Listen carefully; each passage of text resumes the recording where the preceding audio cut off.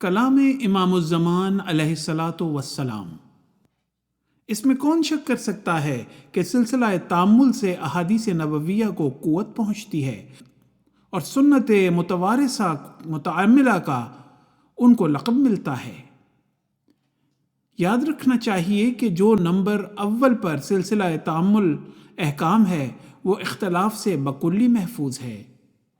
کوئی مسلمان اس بات میں اختلاف نہیں رکھتا کہ فریضہ صبح کی 2 رکعت ہیں اور مغرب کی 3 اور ظہر اور عصر اور عشاء کی 4 اور کسی کو اس بات میں اختلاف نہیں کہ ہر یک نماز میں بشرطے کہ کوئی مانع نہ ہو قیام اور قعود اور سجود و رکوع ضروری ہے اور سلام کے ساتھ نماز سے باہر آنا چاہیے۔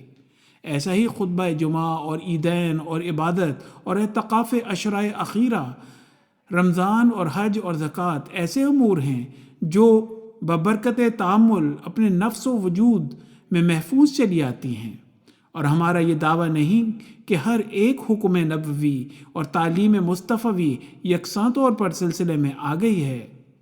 ہاں، جو کامل طور پر آ گیا ہے وہ کامل طور پر ثبوت کا نور اپنے ساتھ رکھتا ہے، ورنہ جس قدر یا جس مرتبے تک کوئی حکم سلسلہ تامل سے فیضیاب ہوا ہے اسی قدر ثبوت اور یقین کے رنگ سے رنگین ہو گیا ہے۔